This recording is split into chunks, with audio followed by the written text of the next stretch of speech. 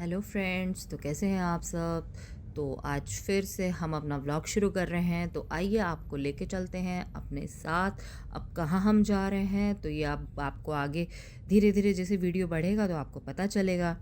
तो हुआ ये कि हम पहुँचे उदयपुर, और उदयपुर से हमें जाना था पाली होते हुए जवाई फालना। तो वहाँ पर हमें पता चला कि रास्ते में आने वाला है रणकपुर, और रणकपुर के जैन मंदिर बहुत फेमस हैं, बहुत सुंदर हैं, अपनी स्थापत्य कला के लिए बड़े फेमस हैं। तो हम भी निकल गए, हमने कहा चलो अब हम इस रास्ते पे चलते हैं। तो हैं, इसको बोलते हैं घाटा। तो रणकपुर का जो जैन मंदिर है वो आपको मिलेगा उदयपुर से निकलते हुए। जब आप उदयपुर से जाते हैं घाटा की साइड में, तो वहाँ पर अरावली जो पर्वत श्रृंखला है, ये जो आप देख रहे हैं ना, ये पूरी अरावली पर्वत श्रृंखला है, और इसी की गोद में बसा है रणकपुर गांव। और ये लगभग उदयपुर से 100 किलोमीटर की दूरी पर स्थित है। और रणकपुर जो है वो एक प्राचीन जैन मंदिर है, और बहुत भव्य जैन मंदिर है, ऐसा हमने भी सुना था। तो हमें भी लगा यार हमको भी जाना तो चाहिए, देखना चाहिए। और ये देखे बादलों से झांकता हुआ सूरज। अब सुबह हमने अपनी जर्नी शुरू करी। शुरू में जब हम इस रास्ते पे चल रहे थे तो हमें जो फील आया, चूँकि हम उत्तराखंड में के हैं और उत्तर प्रदेश को भी बिलोंग करते हैं, तो हमें लगा कि जैसे हम मसूरी देहरादून वाली जो पहाड़ियाँ हैं ना, उस पे चल रहे हैं। बिल्कुल ऐसा फील आ रहा था। और चूँकि सर्दी का मौसम था तो और भी अच्छा लग रहा था। मतलब गर्मी का तो बिल्कुल एहसास ही नहीं था, लग ही नहीं रहा था कि हम इस समय उदयपुर में हैं। और वहाँ का जो मौसम है, टेम्परेचर है, वो भी इतना मतलब इस समय पर बड़ा प्लीजेंट होता है। तो जब कभी आप भी प्लान करें तो वो इन्हीं दिनों में जाने का प्लान करें, या तो मानसून सीज़न में। मानसून में तो ये जगह बहुत सुंदर हो जाती होगी, क्योंकि इतना घना जंगल है, बहुत सुंदर जंगल है। और यहाँ पर तो जब कुंभलगढ़, यहीं से एक रास्ता कुंभलगढ़ के लिए भी जाता है, और कुंभलगढ़ में तो जंगल सफारी भी कराई जाती है। तो ये देख रहे हैं आप कितने सुंदर रास्ते हैं। एक बार को तो बंदा कंफ्यूज हो जाएगा कि हम देहरादून मसूरी वाले रास्ते पे चल रहे हैं या हम कहाँ चल रहे हैं। फील बिल्कुल वैसा ही आता है, और सर्दी में खासकर से उसी तरीके का फील आता है। तो हम इन रास्तों पे ही, जो घाटी के रास्ते हैं, लेकिन यहाँ पे गाड़ी चलाना भी थोड़ा टफ पड़ता है, इतना आसान नहीं है, क्योंकि रोड थोड़ी सी नैरो है। तो आप बड़े ध्यान से गाड़ी चलाएं, और कभी भी जब सामने से गाड़ी आ रही हो तो अपनी गाड़ी को नीचे ना उतारें। हमें भी ये तरीका किसी ने बताया था, तो मैं भी आपसे शेयर कर रही हूँ। और ऐसा बोलते हैं कि रात में ये वाला रूट नहीं लेना चाहिए, अवॉइड करना चाहिए। तो जब भी ट्रैवल करें तो दिन में इस रूट को लें। हमने भी दिन में ही लिया था, हमें भी मना किया कि रात में ना जाए। हालांकि अभी सेफ़ है, लेकिन फिर भी कुछ पता नहीं चलता। पहले ये रास्ता बिल्कुल सेफ़ नहीं माना जाता था रात में। तो रात में अवॉइड करना चाहिए, या कहीं 3-4 गाड़ियाँ साथ में चल रही हो तो आप जाएं, पूरा एक कॉन्वॉय। अदरवाइज़ तो अवॉइड ही करें। तो हाँ, मेरी आवाज़ थोड़ी सी बैठी लग रही होगी, चूँकि मेरा गला थोड़ा ठीक नहीं है, बट इट्स ओके। तो आपको हम भी सैर कराते हैं उदयपुर और रणकपुर की। तो इन रास्तों से होते हुए ये जो अरावली पर्वत श्रृंखला है, इसको पार करते हुए हम जा रहे हैं रणकपुर। और यहाँ जाने के लिए आप अपनी गाड़ी से जा सकते हैं, प्राइवेट टैक्सी ले सकते हैं, बसेस ले सकते हैं। गवर्नमेंट की बसेस भी जाती हैं, प्राइवेट बसेस भी जाती हैं।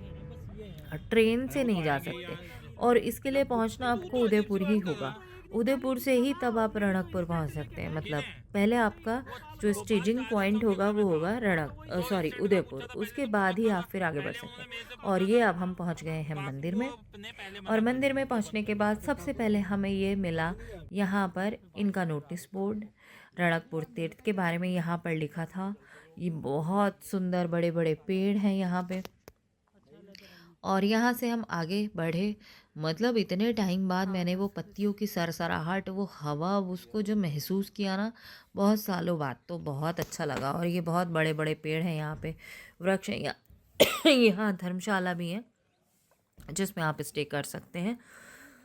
तो ये माना जाता है, और ये जो मंदिर है अपनी भव्यता, विशालता, सुंदरता के लिए बहुत मशहूर है। और जैन धर्म के जो 5 प्रमुख धार्मिक स्थल हैं उस पे रणकपुर जैन मंदिर, ये भगवान आदिनाथ जी को समर्पित है। और यहाँ पर इस समय बहुत सारे लोग भी आए हुए थे, और मैंने शूट किया ये पेड़ों को। इतने बड़े बड़े सुंदर पेड़ देख के तो मज़ा ही आ गया। तो ये जो, और ये देखिए वट वृक्ष कितना सुंदर है।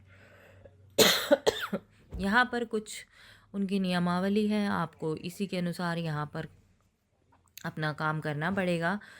और ये माना जाता है, जैन ये जो रणकपुर का मंदिर है, ये माना जाता है कि करीब करीब 600 साल पहले, लगभग 1469 में ये बना था। और इसको बनाने में बहुत लंबा समय लगा, और इसके निर्माण में भी ऐसा माना जाता है कि करीब करीब 1 करोड़ रुपए की जो धनराशि थी वो लगी थी। और इसका निर्माण एक स्थानीय जो जैन व्यापारी हैं धर्मशाह और महाराणा कुंभा के सहयोग से उस शासनकाल में हुआ था। राणा कुंभा ने इसके बाद रणकपुर के जैन मंदिर बनवाने के लिए जो धर्मशाह हैं उनको ये ज़मीन दी थी, और इसके साथ ही एक नगर बसाने के लिए भी कहा था। और अब ये जो पहला मंदिर है इसके अंदर हम जाते हैं। ये बहुत सुंदर है, इसकी जो नक्काशी है, इसकी जो कलाकारी है, क्योंकि मंदिर का जो निर्माण है वो लगभग लगभग 15वीं शताब्दी में प्रारंभ हुआ, जिसमें कई शिल्पकारों, कारीगरों और वास्तुकारों ने अपना योगदान दिया। इस मंदिर का निर्माण कई दशकों तक चला, और इसे पूरा करने में लगभग माना जाता है 50 साल का समय लगा। वो तो इसको देख के ही पता चल सकता है। और मंदिर का नाम रणकपुर महाराणा कुंभा के नाम पर रखा गया, जिन्हें इस क्षेत्र में रणक कहा जाता है। तो ये जैन मंदिर भी दिगंबरम और श्वेतांबर परंपरा का हिस्सा है। 2 शाखाएं हुए हैं जैन धर्म में, दिगंबर और श्वेतांबर, और इसे एक महान धार्मिक और स्थापत्य कृति के रूप में जाना जाता है। रणकपुर में जो ये आप मंदिर देख रहे हैं इस समय, ये हल्के रंग के संगमरमर से बना है, और ऐसे इसमें कई परिसर हैं, जैसे सेठ की बाड़ी है, चतुर्भुज मंदिर है, सूर्य मंदिर है, साईनाथ मंदिर है, सॉरी और मंदिर में 80 गुंबद हैं, 29 हॉल्स हैं, और खम्भे तो आप इतने सारे हैं कि उनको काउंट करना ही बड़ा मुश्किल है। फिर भी ऐसा माना जाता है कि 1444 खम्भों वाला एक मंडप है, जिसमें से प्रत्येक जो मेन मंदिर है उसमें ऐसा माना जाता है कि 1444 उसके में खम्भे हैं। तो इसकी भव्यता का अंदाज़ा तो इसी से पता चलता है। ये जो वास्तुकला है मंदिर में, बहुत जटिल नक्काशी हुई है, और पेड़ पौधे तो यहाँ चारों तरफ लगे हैं, सुंदर हवा बहती है। यहाँ जब हम पहुँचे तो हमें, मतलब वो एक्सपीरियंस शेयर करना तो बहुत ही, शब्दों में बयान करना उसको बहुत मुश्किल है। और ये जो नक्काशी है, ये जो कलाकारी है, ये जो पत्थरों पर उकेरी गई है, ऐसा लगता है कि मानो बस ये अभी बोलने ही वाली है मूर्तियाँ।